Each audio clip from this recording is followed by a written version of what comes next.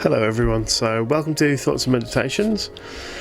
This one is going to be titled Who or What is God? So I was going through a thought process of can you actually nail down, can you describe what God is? Now we have the aspects of God who are also God in the Trinity, which is again something I'll touch on in a lot more depth in a future video, because that one's fascinating and it's taken me a long time to get my head around that. But yeah, can we actually know who or what is God? So for me, if someone was to ask me what is God then, or who is it, and I would just answer with the one who is. We call God as, he's the all-powerful, the most holy of things, and the source of all light, life, and love in the universe, and the creator of everything. And yet with our human brains, you can't really explain that properly, understand it, or truly describe God as a thing, as an actual material, physical thing.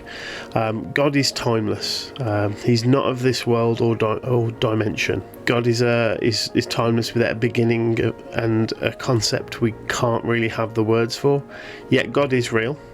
For me, beyond space and time and dimensions, God is eternal and existing, and that's a phrase that we use a lot, and we'll hear other Christians use. But for me, because of the way my sort of brain works, and I'm hoping there's others out there that think like this, when we say God's eternal, it's, for me, I want to knuckle down on that word eternal and what does that mean. So for me, it's like I say, God is timeless. A concept beyond this world or dimensions. God is everything. This almighty, powerful and holy entity that created everything and is here with all of us at all times, wants and has a personal relationship with each of us in a way I don't think we'll properly understand.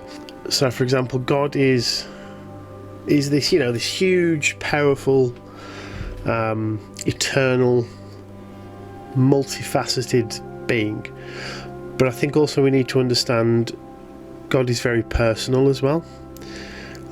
He won't force any of us to turn to him, but he wants us all to, and he wants a relationship with us because we're all his children.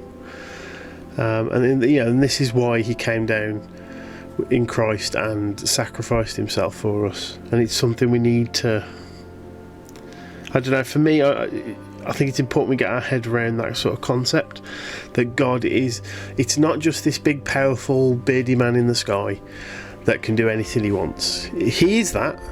I mean, I don't know about the beard, but he can do anything he wants. He's all powerful, but also he's very personal to us each as followers on a very individual level. He wants a personal relationship with all of us, like a father, a literal father would. So someone who's wants to be with you, wants to take you out and do things and watch you grow and flourish, and that's also God. So there's for me, it's the trying to get my head around God is both of those things. So I've written the love of God he has for all of us should be cherished and embraced, as that love can literally conquer everything.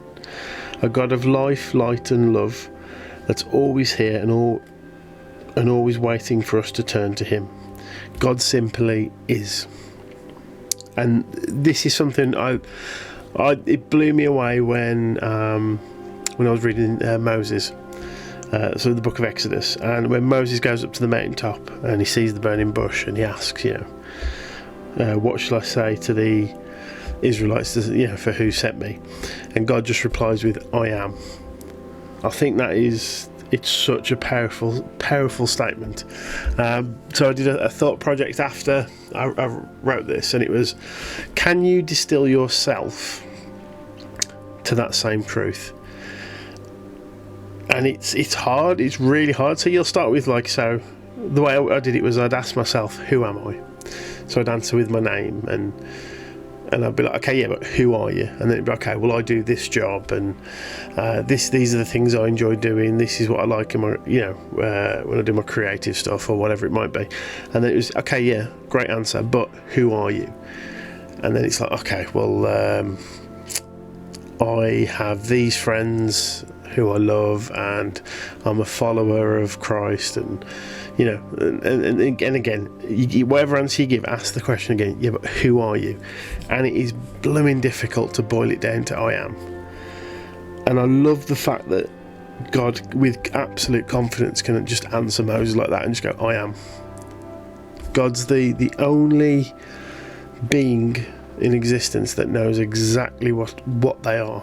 Whereas we will worry about, what we can be, what we could have been, and all those sort of things, but God's timeless and powerful. And a statement like that can only be said by one who is completely truthful. And that is literally God and God alone. And I don't think there's any other creature, any other being that can truthfully answer like that. And it blew me away. So that's why I say, if someone ever asks me who or what is God, my answer will be the one who is. Because God can literally answer it and say, I am. And I think there's a very powerful truth to that. Which may be a better one for philosophers to dissect or something, I'm not sure. But yeah, very interesting the way that he answers that question. But thank you very much for listening, and I'll see you on the next video, whenever that might be. But take care all, and God bless.